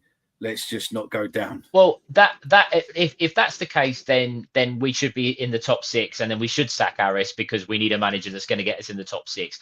I don't think there's any Millwall fan, and we did prediction videos on this, that predicted us to be anywhere near the top 10. You might get the odd person put a fiver on it to try and win some money at the end of the season if a miracle happens, but nobody expected that. And I just think there's been a massive, massive overreaction at the moment. Look, Harris shouldn't be publicly criticising players. He shouldn't be calling the fans Thickos. He shouldn't be making them comments. I really, really understand that. And I don't agree with it. And he should be held accountable for some of the things that he's doing. But I just think there's an overreaction to him, and I don't get it. I just don't get it. I don't think it's an overreaction, mate. I think it's a reaction to external factors other than what we're seeing on the pitch and what we're seeing results-wise. I said I don't think anyone would disagree with playing. We're getting decent results. I don't think anyone would disagree. We're probably overachieving. We're in 5th. And if there was some bloke next year sitting there moaning all game, well, do you know what? Maybe he is a little bit fit, because that's just not realistic. But I mean, and again, we'll come on to this. But as a manager, you can't be talking about 1% of the fan base and then saying fans need to get red out of the clouds, because that seems a really, really poor message, mate. And that I agree 100% with. You cannot shoehorn everybody. He's talking about a small section. That is where I have an issue with it, and I agree that he shouldn't be saying it. Hang on, Jay, one sec. Take away the fan abuse, right? The slagging off the fans and all that, right? Do what everyone's, right? That's, do you know what? We're big and ugly fans, mate. We can fucking deal with it, right? But he is the manager of a football club. To publicly come out and slate the youth who are playing is just wrong. You shouldn't be doing that publicly. Pull them aside as their coach. Pull them aside and give them, a words of advice. Go, in that situation, you should be in the box, not outside it. Why sit there and tell us to potentially turn the boo boys on them, or, break their confidence, rattle them down, all of that? What's the point of that? He's supposed to, if he's got this great big man management skill, then he should be doing. I think what we're seeing is basically an exit plan. And I think it is from you look at what happened at the beginning of the season, that's totally against the way that Neil I've ever seen Neil in all the time he's been around here. He doesn't go that mad in media. He's going off one, and the last week or two, he's pretty much done the same. And yesterday, to call us Thickos, when realistically he probably said, "I think fans need to take their head out of their arse and actually see it for what it is," which is, potentially what it is, but. I just think it's wrong. I think that we are Millwall, but are we not allowed to have ambition to go? Do you know what? Oh, let's go. Absolutely. Have ambition. Have ambition. No, have ambition, but realistically, and I hope, I don't know what the comments are going to say to this, and I know people are going to slag me off and give me pelters, and that's absolutely fine. Is this team really good enough right now, as of right now, to really go for it this season? It's the best team he's ever had here. No, it's not though. That's an absolute fact. This is not. If you was to do 1 to 24, this is not the 6th best side in the league. Fact. And that's my point. I want us to be better. I want us to be better. I really, really do. And I don't like him slagging off young players. I don't like him slagging off any players. I don't think managers should publicly come out and do it. And he has done it on multiple occasions. And again, that is wrong. And we have some good players at this team, but I don't think we're quite ready yet. And Harris can see that, but he sees that on the training ground. We don't see that day in, day out. Go on, Mickey, respond, and then I want to come in. No, my question to you is, and I'll start with you, Frankie, and go, Frankie, Stephen, and then go to Jade, and you can carry on, Jay. Is this the best Millwall team Neil Harris has managed, as in talent-wise? The best side he's managed? Yeah, here, with being at Millwall.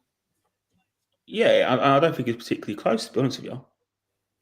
Stephen? I don't think it's, yeah. I think this is probably the best set of players he's had. Yeah, probably. Admittedly, he did manage us in League One for a while, which is obviously a lower standard. But yeah, I would say so. Jay? Yes, yeah, it is. But I think we're talking a lot about. Can't get anything out of it.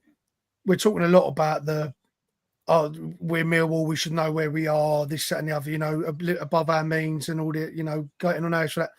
I've not seen anybody ridicule Harris because of that reason alone.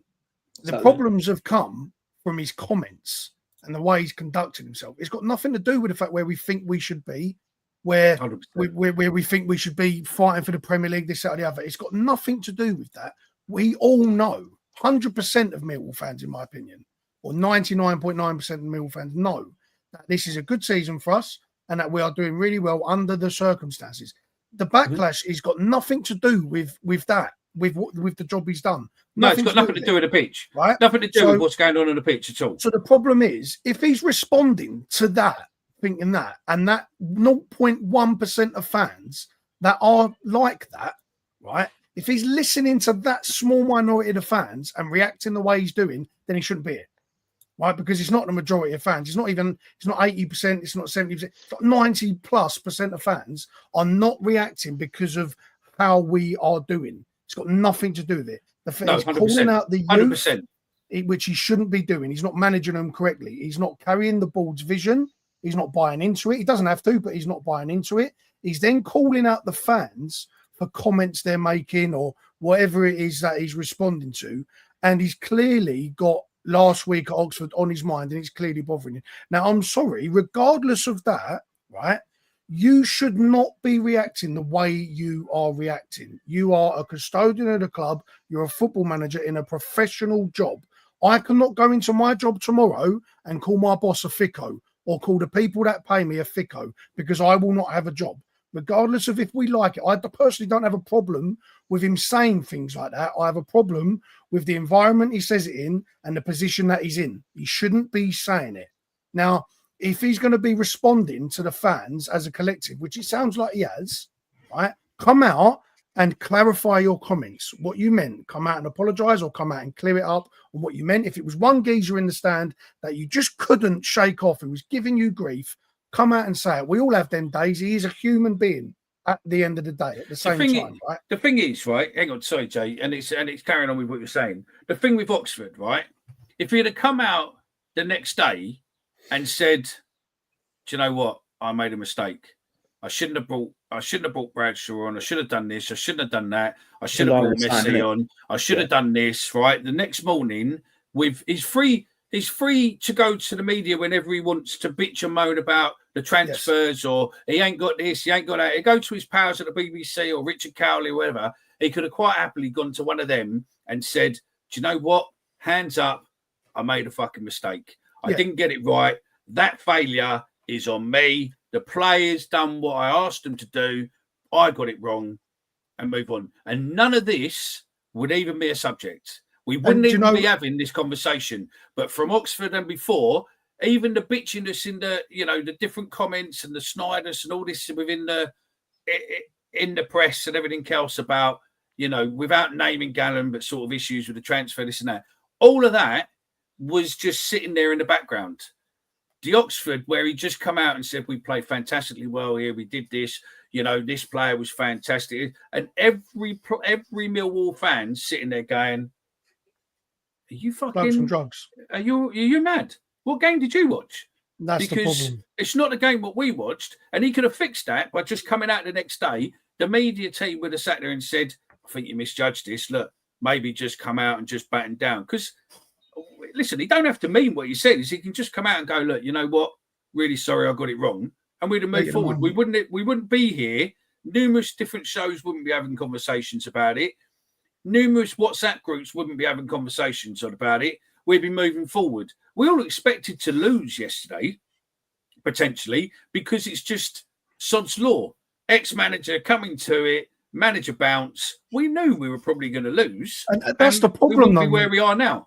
That's the problem, though, is that there was no backlash from yesterday's game. There was nothing. Everyone just sort of understood. We got the position we was in. We was missing key players, shit game, shit weather, no manager bounce. Everybody understood it until his press release went out. Then it started to fucking go to shit. And it's him who's created it, isn't us. We've not done anything to him yesterday to give him that ammo to cause him to react like that. No one caused him to react like that. Right, he slagged off the fans for not being loud enough. I'm sorry, it's a really shit day, and we had no shots on target. And you're labelling George Honeyman as fucking the best player in the world. Now, if I'm a Thicko for not agreeing that George Honeyman is the best player in the world and that we missed Duncan Watmore, then I'm a Thicko. But no one reacted in a way, in a volume of people reacted in a way where he had reacted like that. There was nothing. We all agreed that it was a shit situation. We felt sympathy towards Harris and the players. We understood this wasn't going to be a good game for us, and we took it on the chin. He chose violence, Neil Harris, in that press. I wouldn't go that far. It weren't violence. It weren't violence. But you know the term. You know the term when someone says, "Oh, you chose violence." Yeah, but we're Millwall, for fuck's sake. Don't be mentioning violence. Do you know what I mean? But he chose to pick that fight, and he didn't need to because no one had any backlash for it. He could have said that after the Oxford game. That's why it's clear that he still couldn't get over the reaction from Oxford. That played into yesterday's game. That it had to have done because no one reacted in a way, or the volume of people reacted in a way for him to react like that. It was just completely out of the blue. He didn't need to apologise after Oxford either, by the way. He didn't need to turn and go, "Oh, sorry, lads, that one's on me." No. Acknowledge the facts, though. Just recognise that, you know what, actually, boys, yeah, fair enough. I might have cocked up there. And that would have been a line under sand for everyone. We're not expecting him to be brilliant, Frank, every week or make the best substitutions every week. We're not expecting it. We understand he's going to have off days. He's a human being. But you can't... And we want him to succeed, importantly. Yeah, exactly. And the dream scenario for any Millwall fan would be to be really, really good, have this brilliant football, win loads of games, make the Premier League with Neil Harris in charge. That is the ideal scenario for every Millwall fan. Andrew Roberts makes a good point here. No club this season has beaten us by more than one goal, and no club has totally outplayed us. So Harris should take that as a positive and believe he could get us into the top 6 this season. I agree to an extent, but we have been this club for years and years, and it isn't a Harris problem that we can't get up for the shit games. We can't do it. Well, if this division had Burnley, fucking Sheffield United, Leeds, Arsenal, Man City, Liverpool, we'd finish in the playoffs. We just would, because we'd just get up for them. We just would. I'd fancy our chances. I'd rather play Sheffield United every week than fucking Derby. I just would, because we are better equipped to galvanise ourselves as a football club to do that. That's why we stayed up last year, because it was the moment, it was the heat of the battle. We're thrown in the deep end. It's us against the world. That's what we thrive on at Millwall. We understand that. We're not equipped to go to these clubs yet, but we accept that. It's fine, because we know we're that level of football club. We're not the best team in the world. We get that. Harris needs to understand that we get that. And it's not down to what we're doing. It's down to his decisions. The thing is, right, is that this fella's agreeing with me, which is fine, and I'll promote it because I don't get many what agree with me currently tonight. So we come here. It says Mickey is absolutely right. It falls on the boss's shoulders, whatever happens. Don't blame the fans or players, board, etc. Just take it on your shoulders and move on. Right now, he isn't accepting any responsibility at all. He's literally every interview, everything he's done. You know, the thing what got me the most with the recent comments, and I listen, 9 unbeaten's great, 10 unbeaten's, and to be honest, we needed this loss to a degree to take that fucking hoodoo off his neck, right? Absolutely, we needed it just to take the hoodoo off his neck, right? But the problem is that, what was it, Sunderland? He done an interview with the BBC and went, look at that, isn't it great? We got a bench of talent. And then literally a week later, it's we got no one on the bench to come off. He's very hypocritical. We got no one to come off. And you're like, mate, listen, you've got players there which seem to do all right for you when you need it. And then the next week, they're not. So there's either a major problem or something's not right. And I think those players are running through walls for us. You just need them in, because that the 4-1 nils on the bounce, I wouldn't criticise any of the players there, would you? They all worked fucking as a team. They all worked fucking hard. And then why would you suddenly put in, you know, Bradshaw straight into the team on the bounce? It just fucks up the equilibrium. You suddenly then, you know, the Serb and Langstaff must be going, what the fuck have I done? Do you know what I mean? Yeah. Amarku, again, you know, what's the point of bringing Amarku on for 5 minutes when really you can see what he can do? Bring him on 20, 30, 40 minutes. Let him make a change. He sat there last season and said, Marku, not necessarily a start. Marku's an impact player. Bring him on then. Yeah, Oxford cried out for him, Marku. Cried out for him. And it did early yesterday as well. It really did. And I think that's where it's letting himself down tactically, because they have that impact against Sunderland. And you think there's an opportunity to change it there while they're hot, while they're feeling hot, to get them in the side, boost the confidence, show some faith in them. And then but we missed Duncan Watmore, and George Honeyman is the best player in the world.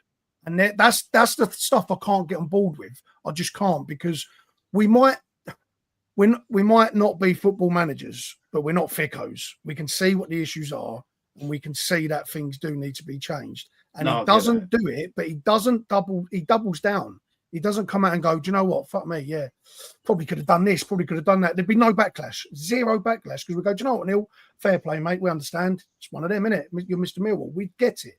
We'd understand. The fact that he stares us blue in the face, calls us thickos, and in the next breath calls him the best player in the world. I mean, John Pruden there, right? And again, quickly, we'll get your views, and then I'm going, because I want to bring this to a close shortly, because I said I would. And I'm in my boy's bedroom and he needs to go to bed. But it says, how did the players feel after yesterday's comments about that we have no quality on the pitch? This is, you know, your manager. They have to, they have to feel, it's not how they feel, to be honest, because you talk about Harris making comments that criticising young players and calling the fans thickos, right? Much like Jay just said, that George Honeyman was the best player on the pitch at Oxford in Neil Harris's eyes, which he clearly wasn't. He was absolutely woeful. If Neil Harris come out and turn around and went, we were really good yesterday, we were really unlucky not to get a point, he'd get crucified. He wasn't wrong yesterday. We didn't have any real quality on the pitch to get us a goal and get us a point. But he didn't say we didn't have real quality on the pitch, as in like the players didn't play well there. He's talking about players that play for us inside out, week in, week out. Those players were good enough to get us 4-1-0 wins on the bounce. Yeah, but I get that. Now Bradshaw's back in the team. They're not good enough. I get that. No. Yesterday, Tom Bradshaw got 5 minutes yesterday, so that it wasn't about anything to do with him. Yesterday, from minute 1 to minute 95 or whatever it was, I would say there were probably 3 players that come out with any real credit from the game. Jensen, I thought he made a couple of good saves. I thought Murray Wallace, having come in off the back of a not playing at all, and I think Ryan Leonard played very well coming in at centre half, a position that we know he can play. And Aziz, 4 players, Aziz as well. We didn't have the quality that we'd shown in other games to create the chances that we had it during the 9-game unbeaten run. Okay, we won 1-0, but we created chances in those games. Yesterday, we didn't find that quality.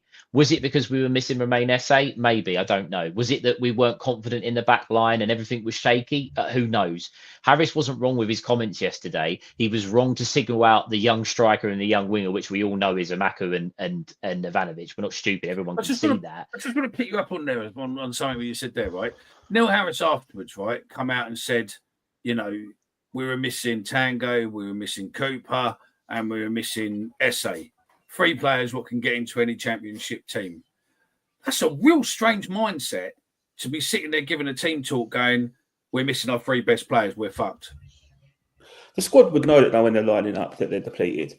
I think but you'd still go. I don't harbour issue with that comment. But you'd step up though, wouldn't you? So, you'll go, it's time for us to make a sign so we can do it. That's on the players to step up though, isn't it? Yeah. We've seen that with Man City this season. They've lost Rodri and they look like fucking Southampton. I understand his point, and I do agree with his point. Yeah, you take at a club like Millwall, you take them players out of it. It's hard enough for us as it is. We understand that. You take them players out of it, it is fucking difficult. I agree with his comments there, but then he went the other way and he started to throw blame around. That's where it all that's where there's a problem. Yeah. If you actually look at his comment about Thicko, actually read the quote that he said directly. You miss Romain, you miss Jaffet, you miss Jake Cooper. 3 players will probably get any championship team. Just a reminder to people, the Thickos, that when you take the 3 best players out of the team, this is Millwall Football Club. No one fucking disputes that. So what Thickos are you referring to? Yeah, no one actually has ever disputed that. Fans that would sit there and go, tell you what, if you take the 3 best players out of our side, whatever side you're talking about, it's going to be just as easy, and you demand results.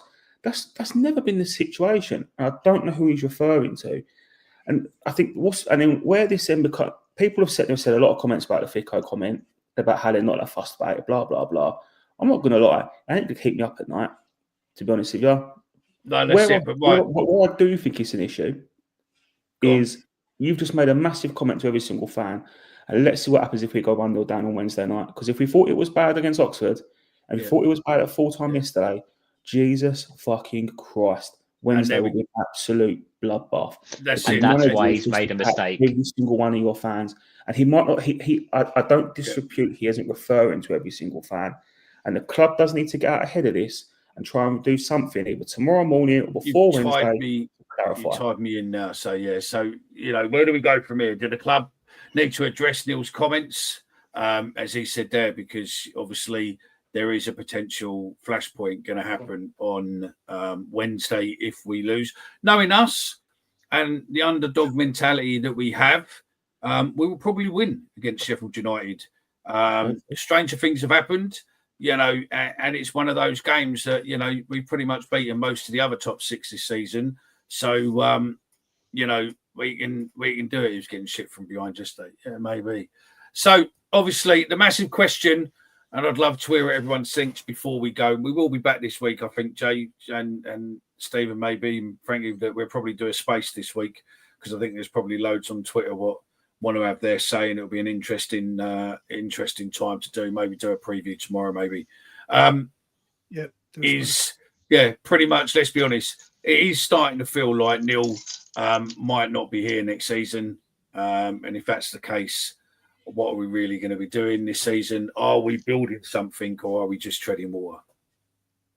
I think I've said this in the chat yesterday. I'll be interested to see Stephen and Jay's thoughts on this. I really struggle with this because I don't think we're going to go up. I don't think we're going to go down. That's fine. Don't expect to. But if we're then sitting there and saying, if the board don't think Neil's the right long-term manager, what are we doing? I don't think Neil even wants to be here next year at the minute if you was to ask him truthfully right now. Right. Yeah. So there does come a point of, and I'm not saying we should sack him. I'm not saying that at all because he's doing a great job by and large. But what we're doing? No, I agree. What we're doing? Stephen, he's right. Let's get someone else in. I agree with that comment that Peter's come in. I can't see him being here in January, let alone at the end of the season with everything that's going on. I agree with Frankie. I think he's doing a great job, regardless of. And I know that other people won't agree with that, but I do think he is. But if he is being told, or it's being put about that he is not going to be the manager come the end of the season, if there is an opportunity to go and get someone that in What the do you long mean it's term not will being told? He knows he's not going to be here because he's on an 18-month contract. Yeah, I know, but he could have had discussions that are they looking to extend that? If we were seventh in the league going into the last 5 games, they might be looking to tie him down. What I'm saying is that how it's looking at the moment that we're now mid-table and probably going to be around there. If there's a manager now that they want, that they think can move us forward, then go and get him. Do I want Harris to be sacked? No. But if the long-term plan is for someone else to take over and that person is readily available, then maybe go and get them now rather than miss out. Harris won't be sacked. Harris will leave before it gets too toxic. Yeah. Or that, whatever it is. Listen, no one's hang on. No one's moaning, like we said on the approved thing. No one is moaning about what he's achieved. Right? Where we are, he's kept us in last season, the 9 games unbeaten. It isn't about that. None of this is about that. It's the fact that there seems to be a different Neil Harris this season, publicly slating the hierarchy, publicly slating his boss, Steve Gallen, publicly slating, the transfers. When Gallen's interview comes out, says that Neil Harris has been involved in it all. Neil Harris comes out beforehand, slates him. Out comes an interview. Neil Harris hits the press again the last week, and fuck me, we get Steve Gallen. Now, show me on any of those interviews what Gallen's done. Has he, in any of them, in the 2, has he slagged off Neil Harris in any of them, or has he sat there and said, no, my working relationship with Neil's really good. We get on really well. We've known each other.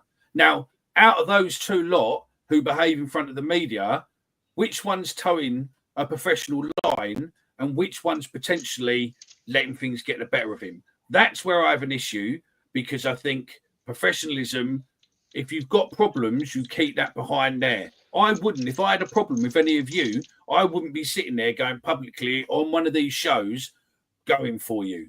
I take the piss out of you and you take the piss back. But I don't have an issue. If I had an issue with any of you, it would be done between us, not in a public forum.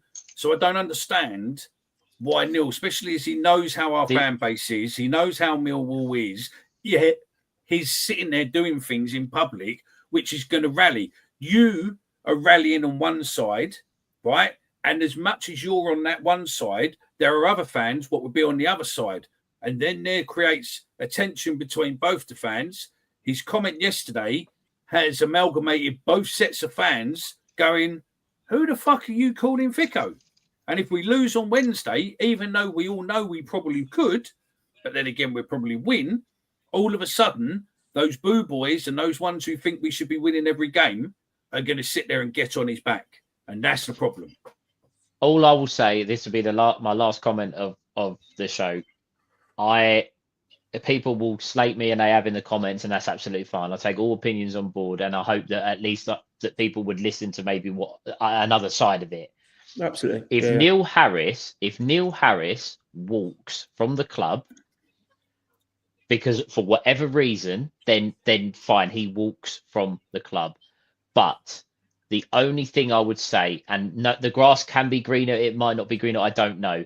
We were in this position when Gary Rowett, I'll take the fine, left the club. We appointed a manager mid-season and it nearly cost us. I'm not saying Neil Harris is the Messiah and he's going to be the best manager in the world. But for stability, I just think we need to persevere with him a bit longer, keep us in this league, and then go on and make the plans that you're going to do. That's just my opinion, because if we get caught out, there isn't anyone to come in and have those 13 go into War Cup finals that can come in and save us this time. It may not happen, I don't know, but just remember we've been here before and it could happen again. But we wouldn't do Edwards again. No, we wouldn't. But we would be faced with someone coming in and potentially being put in a position. Maybe. I think. Look, I think that what we're watching now is an exit strategy, and I think that he won't be here at the end of the season. Do I think that it probably will happen sooner than that? I don't know, but I think there is definitely an exit strategy. It was the same thing with Rowett. You saw it. You saw when he suddenly turned and the fans turned, that things just changed. And there's been there. You know, it must be hard.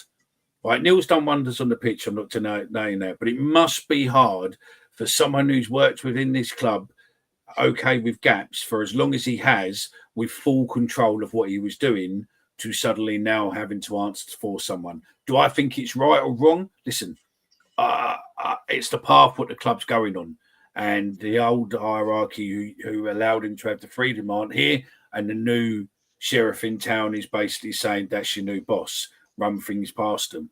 Whatever way it is, it doesn't necessarily work, or he doesn't necessarily like it, but you know, it is what it is. But I'm not, you know, what he's done on the pitch and his legacy and everything else, it's not that. I just think that there is no need. So look, right, I think that's where we will leave it. We will be back maybe tomorrow for a space. Plenty to digest from obviously the game on Saturday and obviously this. I think there's still loads to go forward with this, and yeah, let us know what you think. Get involved in the comments across the socials.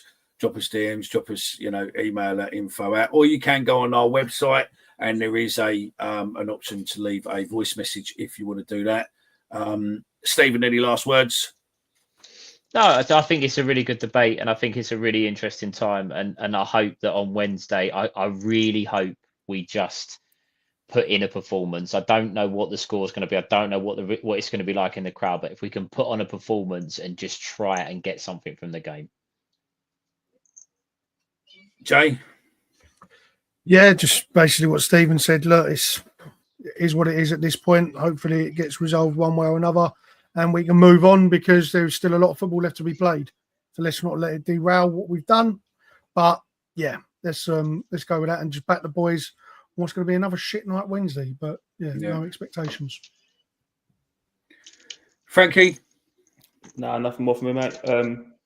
Yeah, been a good debate, good conversation, a needed conversation. Hopefully, everyone in the chat enjoyed it. That's it. Just two comments before we go. Dave Turner says Gallant isn't his boss. I'm afraid Gallant is his boss. Neil might have come back last year through what he did or he didn't say, or JB or whatever, and saved us last season. But the hierarchy changed, and there was a new director of football brought in. So Gallant is definitely his boss. And I'm going to end on, someone else has said there, Speed Demons said the same. It's basically Gallen is his boss. That's how the director of football head coach systems work. I'm going to end on Andrew Roberts. Harris is a legend, both a manager and a player, but even he has to know that he isn't bigger than this club. Anyway, thanks for watching. First time here, subscribe. We are back every Friday night, 8 p.m. for Friday Night Live. And it does get as edgy as this most weeks, to be fair. But listen, it's all done in a good fun of Millwall. Make sure you subscribe, follow, and I think we'll be back tomorrow maybe for a space. What do you reckon? What do you reckon, Jay? Yes? Yeah, we can sort that. Yeah. Laters. Oh, giddy up and get away. Oh, we're going Millwall, and we're going today. Here we go.